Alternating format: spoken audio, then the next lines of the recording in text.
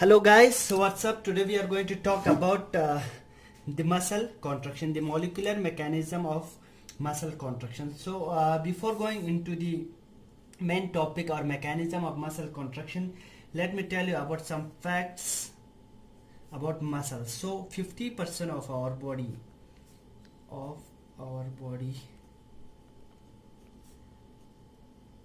bulk is formed of muscles. So the second fact is muscle cells have certain properties which is called it contractility. कि ये contraction और relaxation करने में इनके एक special properties होते हैं. सो अगर हम जनरल सेल में जो outer मेम्ब्रेन की बात करते हैं तो हम प्लाज्मा मेम्ब्रेन कहते हैं. अगर हम इसको मसल सेल में इस प्लाज्मा मेम्ब्रेन को कहते हैं सार्कोलीमा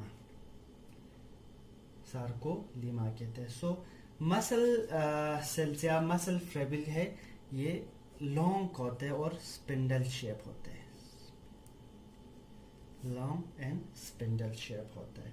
तो outermost कवरिंग को हम सार्कोलीमा कहते हैं. अगर हम ईच मसल सेल्स के अंदर देखेंगे तो एक थ्रेड लेग स्ट्रक्चर पाया जाएगा. उसको हम उस थ्रेड लेग स्ट्रक्चर को मायोफाइबिल कहते हैं. और जो नॉर्मल सेल्स में एंडोप्लाज्मिक रेटिकुलम्स होते हैं तो मसल सेल में हम उस एंडोप्लाज्मिक रेटिकुलम को सार्कोप्लाज्मिक रेटिकुलम कहते हैं दोस्तों.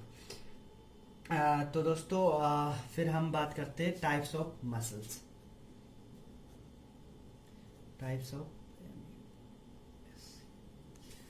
तो जनरली मसल को दो टाइप में डिवाइड करते हैं. One is striated and second is smooth muscle. ठीक है. Straight muscle can further divided into two types. One is skeletal muscle and another one is cardiac muscles. So skeletal muscle उन सारे muscles को कहते हैं जो skeleton पे bind होके होते हैं या attach होके होते हैं.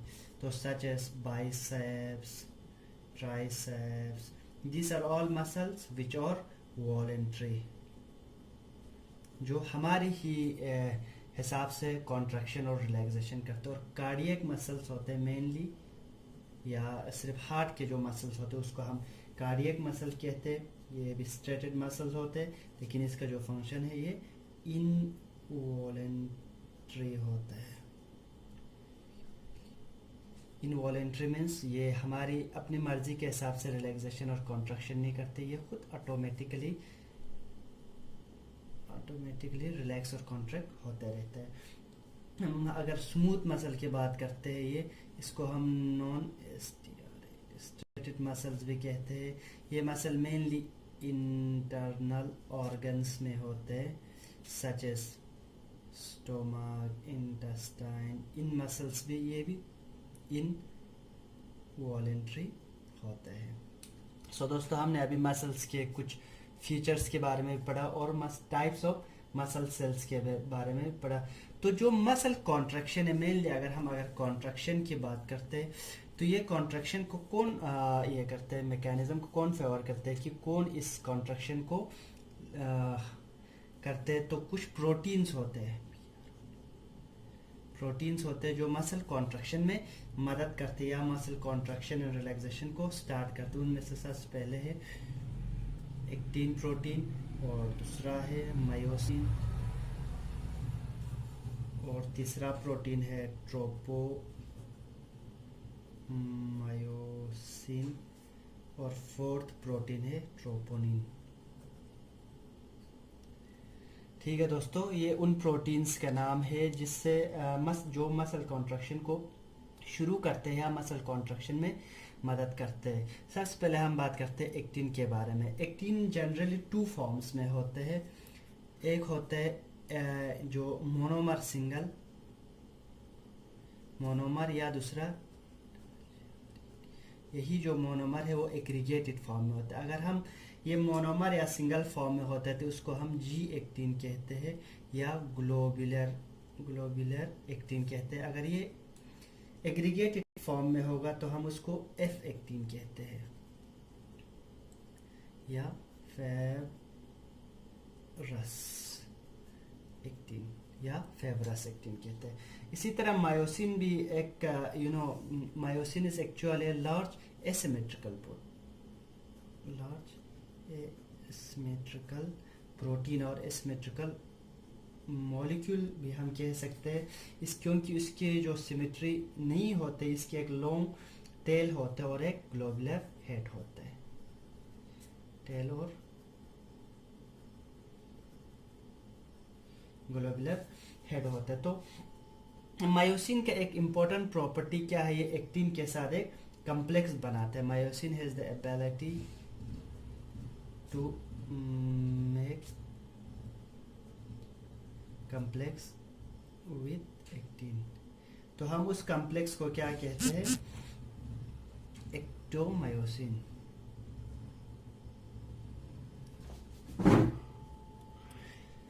इसको हम एक्टोमायोसिन कहते हैं इस कॉम्प्लेक्स को। तो हम आगे अब ट्रोपोमायोसिन की जो स्ट्रक्चर होता है वो रॉड लाइक शेप होता है actually.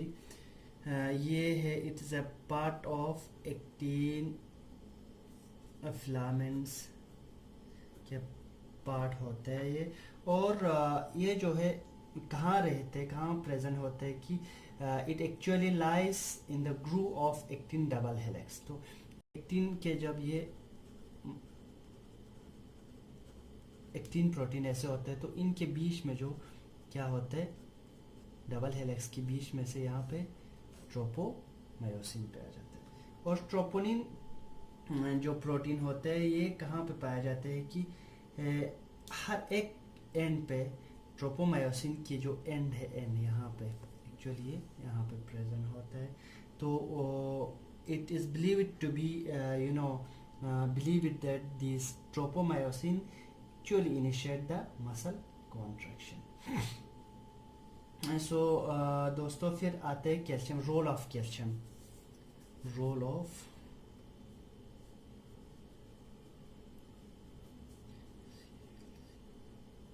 Calcium in muscle contraction. तो कैल्शियम का क्या रोल है मसल कॉन्ट्रैक्शन में, जब जो एक्टिन और मायोसिन का ब्रिज बनते हैं, एक्चुअली एक्टिन और मायोसिन का, तब एक्टिन और ये है फॉर एग्जांपल मायोसिन, जब एक्टिन और मायोसिन का ब्रिज फॉर्म होता है तब मसल कॉन्ट्रैक्ट होना शुरू हो जाते हैं। लेकिन जो कैल्शियम क्या करते हैं, तो एक्टिन और मायोसिन को इनहिबिट करते हैं। पहले कौन इनहिबिट करते हैं, ये जो ट्रोपोनिन और ट्रोपोमायोसिन, क्योंकि ये इनके बीच में जाके बाइंड होकर रहते हैं, ट्रोपोनिन और ट्रोपोमायोसिन।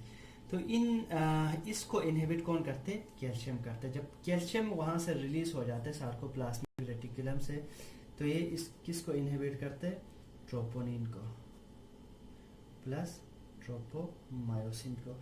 फिर एक्टिन और मायोसिन का कॉम्प्लेक्स बन जाते हैं और मसल कॉन्ट्रैक्ट हो जाना शुरू हो जाते हैं। इस कॉम्प्लेक्स को हम क्या कहते हैं, एक्टोमायोसिन।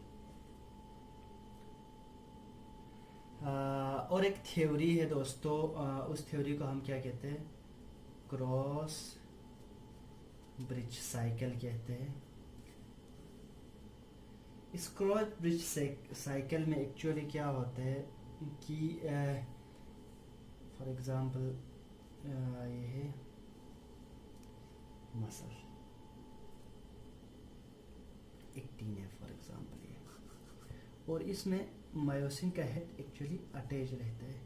इसको अटैच ये हमेशा एडीपी बॉन्ड होता है, एडीपी प्लस इनऑर्गेनिक फॉस्फेट होता है, ठीक है, इनऑर्गेनिक फॉस्फेट होता है। It what happens here actually is myosin cross bridge attach to the actin and myofibril. ये है मायोसिन, ये है एक्टिन और क्या है, अदर माइक्रोफिब्रिल।